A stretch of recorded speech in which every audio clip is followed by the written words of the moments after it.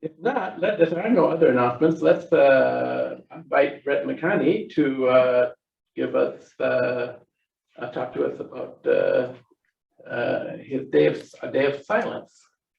Brett. Good morning, everyone. The Gay Lesbian Straight Education Network on the second Friday of every April. It's a student-led demonstration where LGBTQ students around the country and the world sometimes take a vow of silence for the day to protest harmful effects of harassment and discrimination of LGBTQ students. They take a vow of silence for the day, and at the end of the day, they have break the silence events and demonstrations. And I'm going to present a little video that is related to the GLSEN Day of Silence.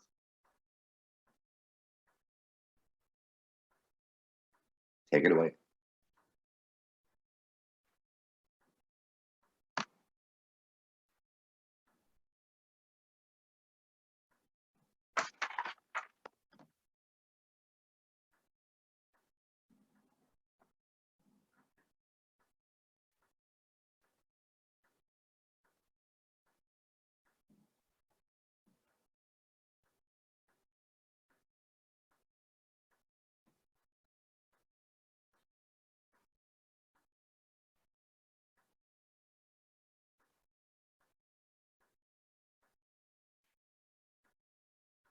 I'm Senator Kim Jackson, and I want to thank you all for participating in today's Day of Silence.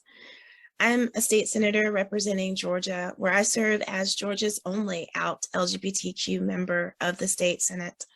And so I recognize how important it is that not only do we acknowledge the ways in which our voices have been silenced, but then that we go and break the silence to make sure that we advocate and are represented in our state house, in our state Senate, and across this land. We must break the silence and make sure that people understand how valuable our lives are as members of the LGBTQ plus community. I want to encourage you all, please make sure you go and register to vote, and then make sure you vote and take somebody with you. One of the things that we saw this year in Georgia's legislature is the way that in which our bodies are under attack. Our children, our ability to simply play on the sport that matches our gender, our ability to talk about issues that matter. In Georgia, we saw a bill that was very similar to Florida's Don't Say Gay bill. And while it didn't get any traction this year, unless we advocate and break the silence, it may get traction next year. So please gather yourselves. Please, let's join our forces together to make sure that we fight, to make sure that folks understand that we are a powerful community who will not continue to be silent. Please, I urge you, make sure you learn about all of the candidates who are on the ballot, that you go out, that you cast that ballot, and then that you come and stand with me and others who are fighting for you, whether that's in the Capitol, wherever it is. Let's continue to make sure that we fight for all of us. Thank you so much for participating in this Day of Silence. And thank you most of all for breaking your silence by demanding that we all have access to rights. And now I would like everyone to we're going to just take 1 minute of silence in honor of those who have had to be silent in their schools or wherever they are, and then those who may have to be silent if the Don't Say Gay legislation goes through. So we'll start 1 minute of silence right now.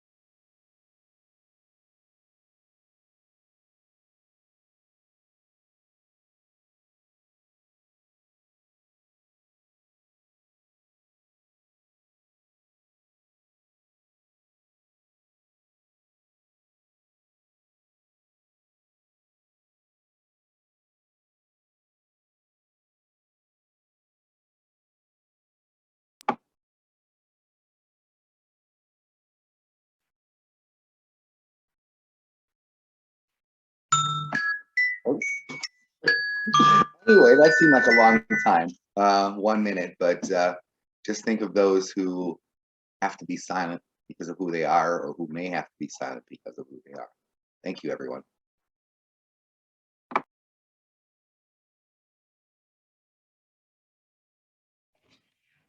We light this chalice with a spirit of generosity, a generosity that generates power from the gesture of letting go.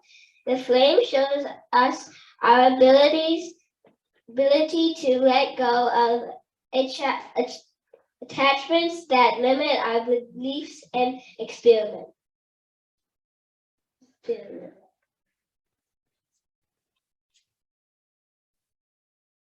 Can't open this time. I don't know what that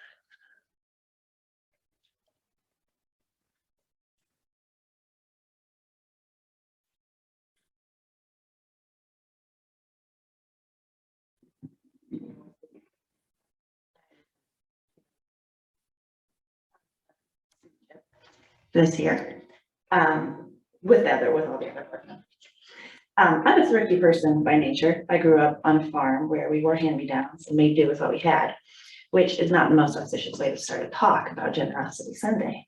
But I also had a great grandfather who was the county extension agent, and he made sure we knew how to properly organize our garden so that the tomato plants would keep the caterpillars off the cabbages, and the onions would deter the carrot flies, and the horseradish would protect the rhubarb from fungus. This is known as companion planting. And at least for me, it represents the best kind of generosity, a kind of symbiosis where each being is generous with its own blessings and reaps the rewards of being near those with different blessings. Okay, Jen, slide. can you go ahead and Yep. have the slides. Good thing I made myself a note, otherwise.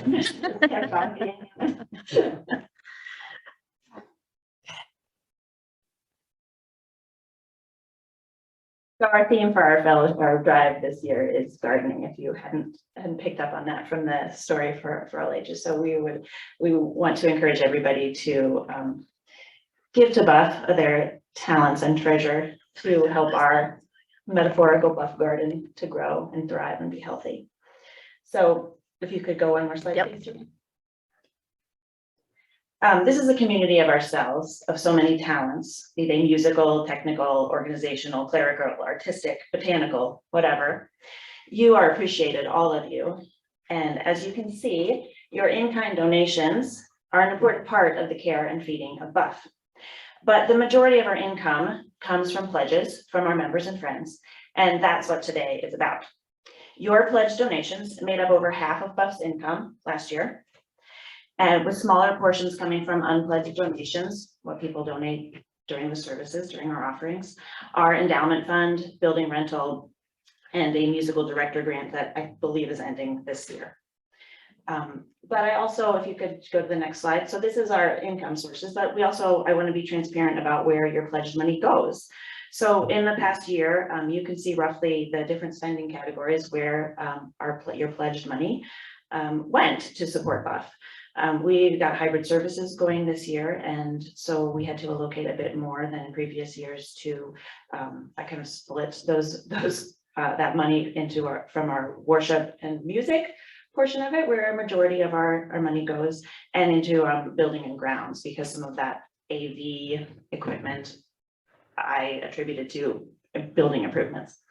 About 5% of our budget goes to Nancy and Clark's social justice and community outreach programs. Sorry, not just Nancy and Clark, you gave me a look, Nancy. Oh, we all contribute, soup kitchen and things like that, but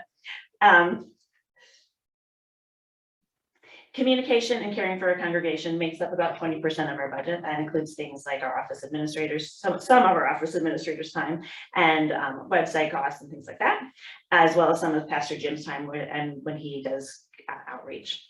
RE has been a bit of a roller coaster this past year as we've recovered from the pandemic, and we've prioritized children's RE this year. So spending seems to be a bit down from previous years, but we're hoping to ramp that back up in the coming year. If you could go to the next slide, please, David. We have a lot to be proud of in the past year. We've had some wonderful interactive services with members and friends being able to join and contribute from around the country or the comfort of their living room. I've really enjoyed the intergenerational services that started up this year, where we get to see and hear from children and adults alike. Our driveway was repaired, outdoor areas were cleaned up, planted, mowed, plowed, and otherwise improved and beautified. We've increased our presence in the soup kitchen and given generously to the Coral Lamping Center. We've also had a lot of fun at our RE summer camp and various fall parties and bonfires. Can you go to the next slide, please? And the upcoming year, we want to continue with our hybrid service option to reach all our members and friends. We hope to offer the Our Whole Lives program to the community. And we want to strengthen our small groups and adult religious education offerings. Our social justice and green sanctuary committees are also the planning ways to enhance our fellowship and our community. Our goal for this year's pledge campaign is $50,000, which we hope will come from 35 pledging units, families. It's an increase from last year's total, so we're wanting to hear from some first-time donors to increase the diversity of our garden.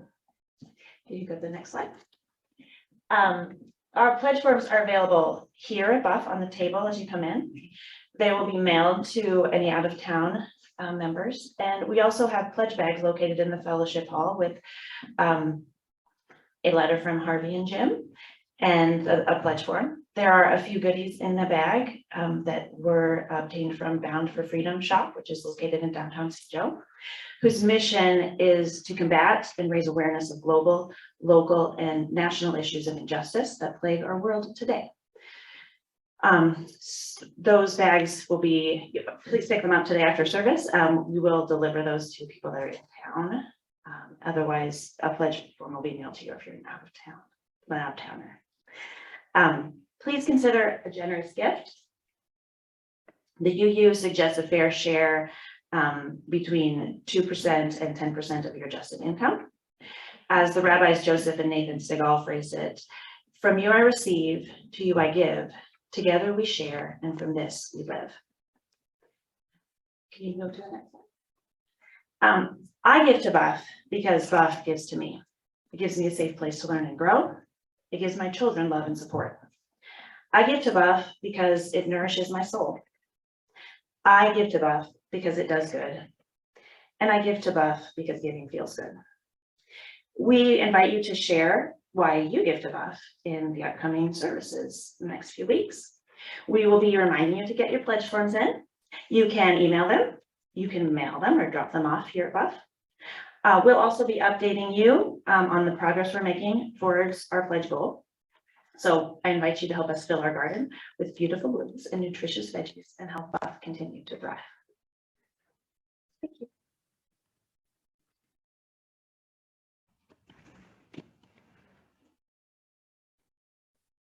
Good morning.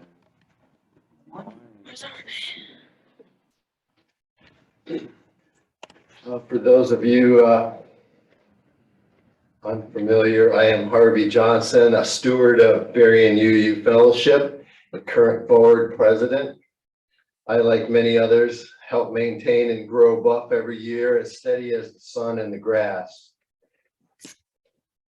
My wife Tricia and I arrived with our two youngest daughters, Emily and Larkin, in 2001 and soon became members. We soon sang in the small choir. We soon taught the children of the inherent good in all people, the cycles of the earth, the world's varied religions, justice, and our other shared principles. Just like many of you, it was for our children that we sought a liberal religious community.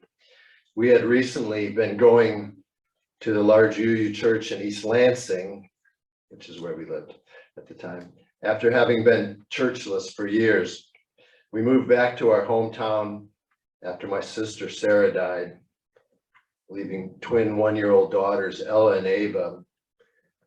More than 20 years later, I remain a member of this welcoming, caring, free-thinking, justice-seeking, humanist, earth-centered, liberal religious, nonprofit, cooperative that we call BUUF, or I call, that's what I think of BUUF.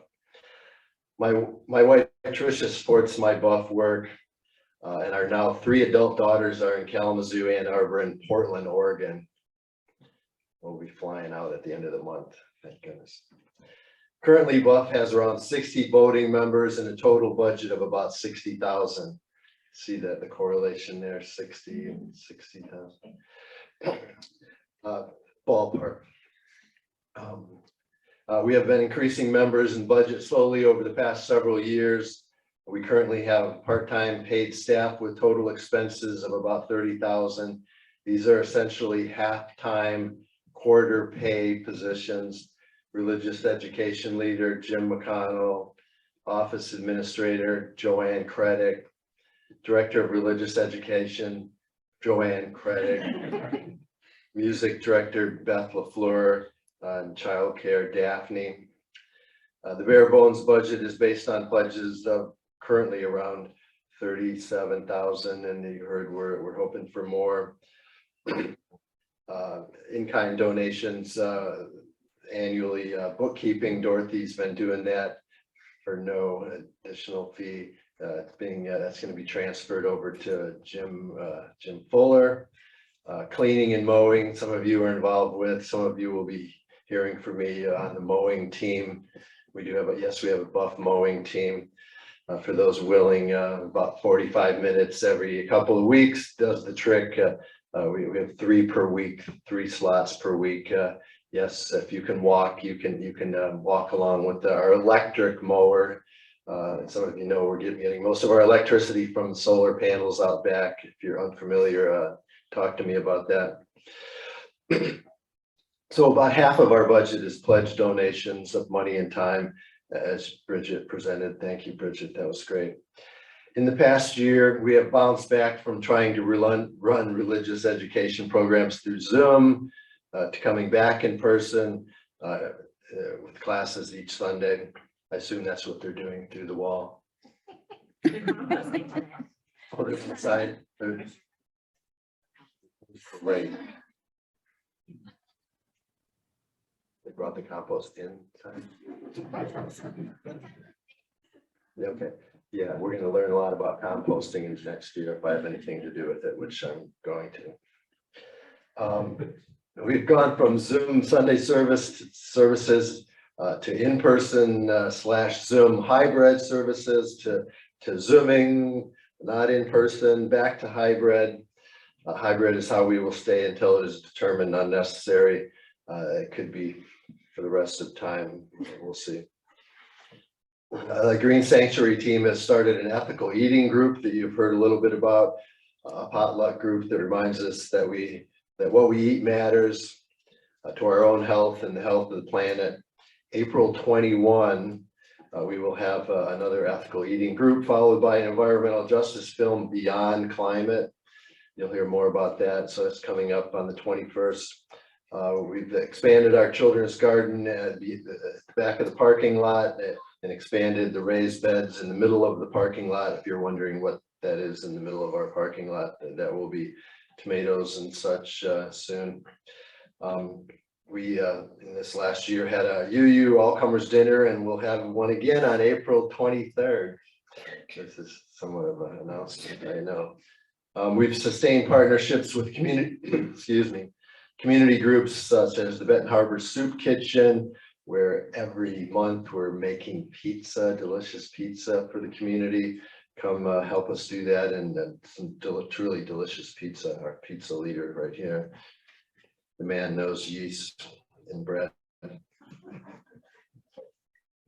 Yes, he grew up in the breadbasket of the U.S., just like Ukraine is the breadbasket of their region, and that's what the yellow is on those little flags. That's the wheat, and the blue is the sky. So Nancy, you got to turn yours around. Sorry.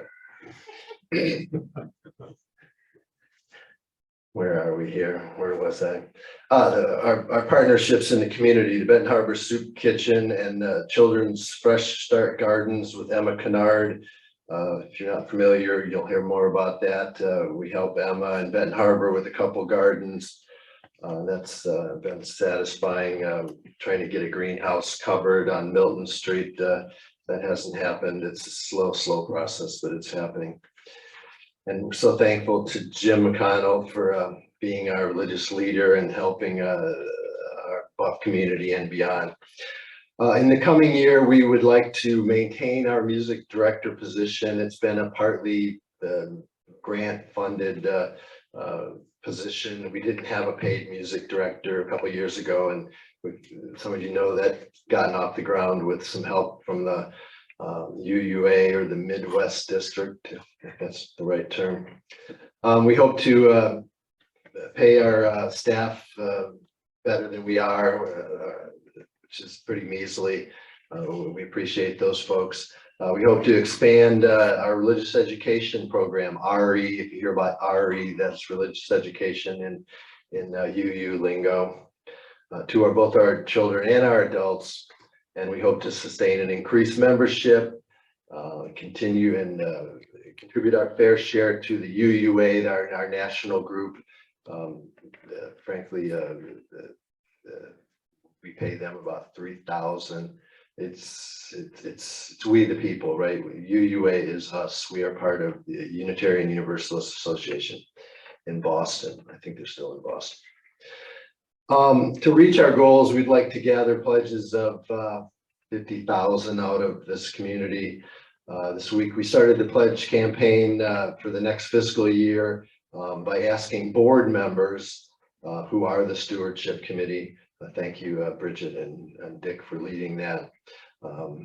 Joanne did that for the last couple of years. She was the leader of our Stewardship Committee, which did amazing things and pretty much doubled our pledges over the last couple of years compared to where we were. And that's why we are strong. We were not always so strong. We've been a smaller group in the past. Next week, we will report back to you. As Bridget said, we'll show you our slide, our garden growing, and we'll, our plan is to hit up the board first, and we'll report back to you on how that went. I'm sure it'll be great. I've made my pledge, I promise, and I increased my pledge. And it's all kept secret. Only the treasurer will know, right? Right. Nobody else, not me, not Dorothy, not Jim. So it's all all right. The point is, I won't know. Candace won't know. Mary Lou won't know. Nobody will know what you.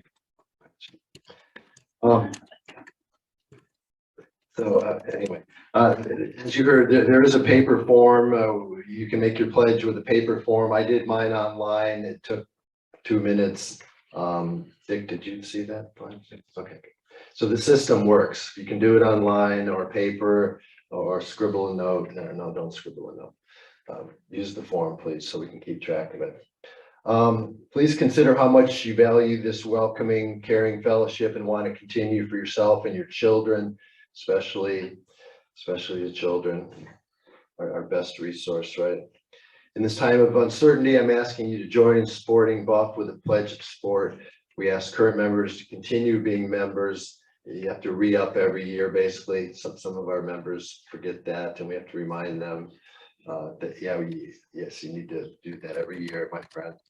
Continue sending checks or making donations via PayPal. We're still doing online PayPal. Yeah. So there's many ways you can do it. We ask new friends to step up to the plate and get in the game. Any amount of contribution, either monetary or labor is appreciated. Thank you.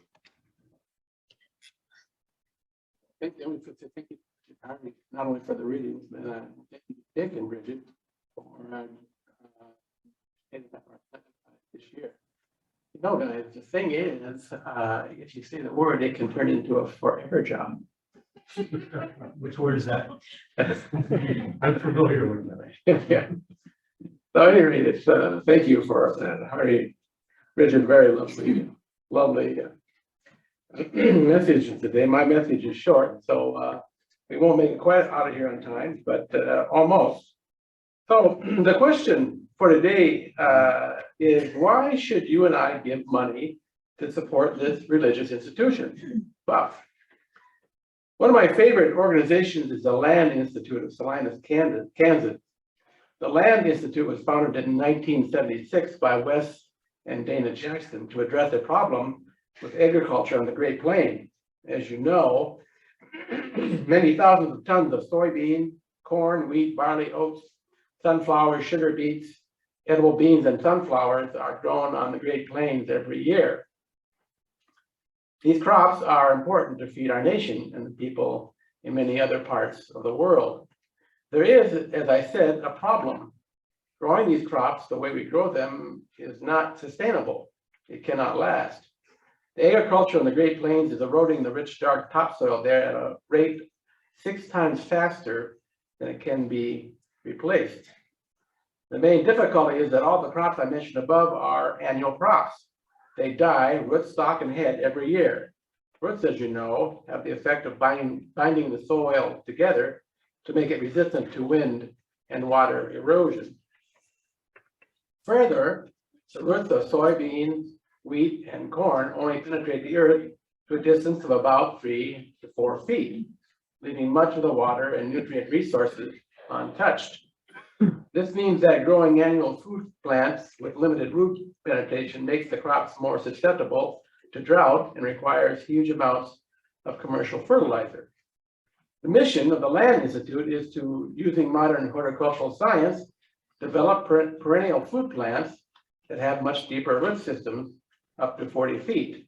And because they are perennials, do not need to be scourged from the land every year after harvest by using expensive chemicals and huge tractor cultivators that burn many gallons of diesel fuel an hour.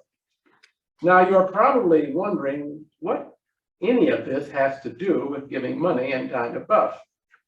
Well, it turns out that BUUF and the Land Institute are in the same business, developing deeper, stronger, more resilient root systems.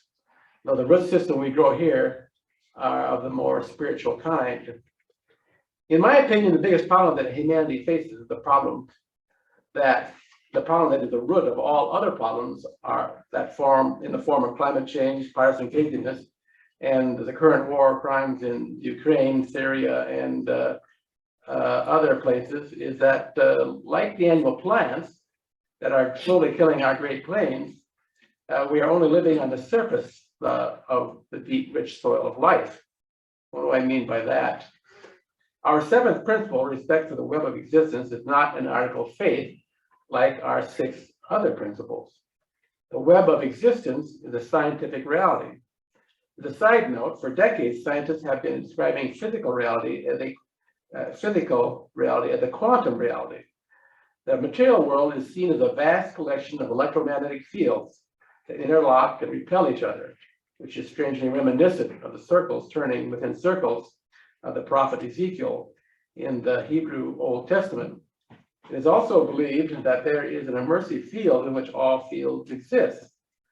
So our 7th principle, the interconnectedness of existence, is not just whistling in the dark. We are all connected. The universe is not made up of a collection of objects. We literally all are one. This suggests to me that this universal connectivity of the all is like the soil of the Great Plains. It is a deep, rich source of wisdom and nourishment for living a creative and vital life. The problem is that we are a society that venerates the surface.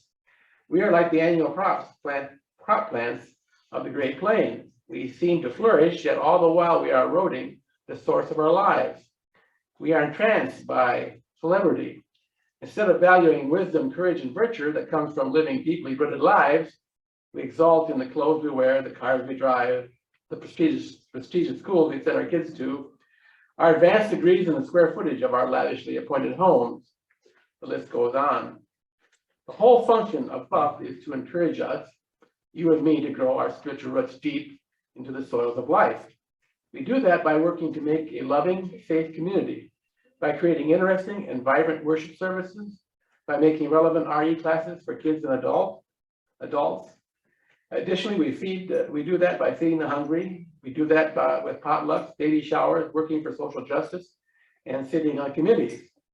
We do this through the practice of loving kindness with ourselves and each other. We do that by loving the whole, loving the unlovable, the wretched, and the difficult. We do that by loving the wicked, the Putins, the Pannons, and the Roger Stones of the world. We do all of this in the service of the source of life. All life, your life and my life, the source of all that is.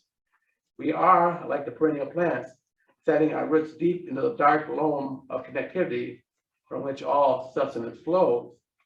We set our roots deep so we can live lives that withstand the winds of convention, consumerism, and the enticements of superficial society. We set our roots deep so we can endure the drought of personal pain and loss. We set our roots deep so that the erosion of old age and loss of health do not move us to despair. We set our roots deep so that we have the courage to live our full humanity and bring ourselves forth into the world like a flowering plant, yielding grace, meaning, and nourishment for the young and unborn who will follow us into life. Finally, we set our roots deep so that we can have meaningful death. One thing is a cinch. One's death is only as good as the life one has led. BUUF is where we learn to grow our roots deep. What price can we put on that? And Joanne, I'd ask you to play, could that be our last hymn? Would that be offending anyone if we made that our last musical thing, or do we? Got it. My roots go down, down into the earth. My roots go down, down into the earth. My roots go down, down into the earth. My roots go down. My roots go down, down into the earth. My roots go down, down into the earth. My roots go down, down into the earth. My roots go down. I am a willow bending in the wind. I am a willow bending in the wind. I am a willow bending in the wind. My roots go down. My roots go down, down into the earth. My roots go down, down into the earth. My roots go down, down into the earth. My roots go down. I am a waterfall skipping home. I am a waterfall skipping home. I am a waterfall skipping home. My roots go down. My roots go down, down into the earth. My roots go down, down into the earth. My roots go down, down into the earth. My roots go down. I am an acorn waiting to be born. I am an acorn waiting to be born. I am an acorn waiting to be born. My roots go down. My roots go down, down into the earth. My roots go down, down into the earth. My roots go down, down into the earth. My roots go down. I am an oak tree, tall and bold. I am an oak tree, tall and bold. I am an oak tree, tall and bold. My roots go down. My roots go down, down into the earth. My roots go down, down into the earth. My roots go down, down into the earth. My roots go down. My roots go down, down into the earth. My roots go down, down into the earth. My roots go down, down into the earth. My roots go down. My roots go down, down into the earth. My roots go down, down into the earth. My roots go down, down into the earth. My roots go down.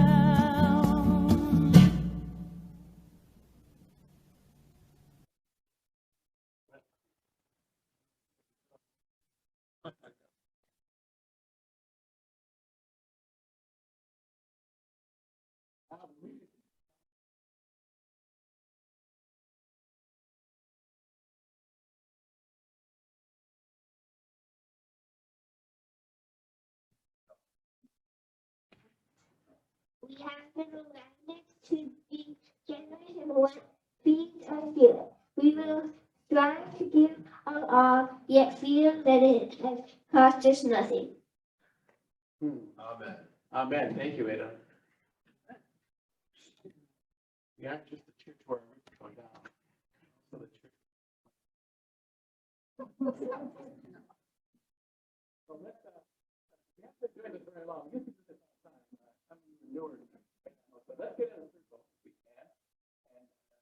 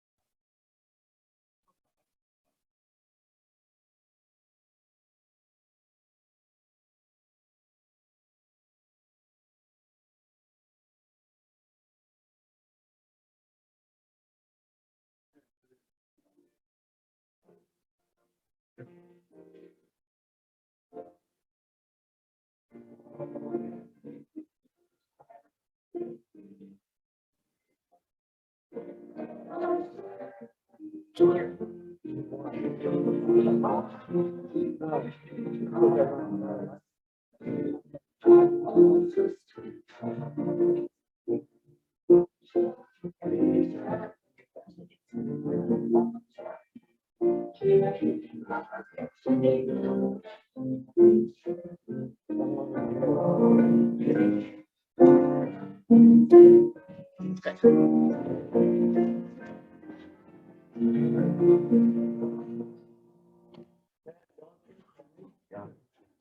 Thank you, and don't forget Nick got there, you guys.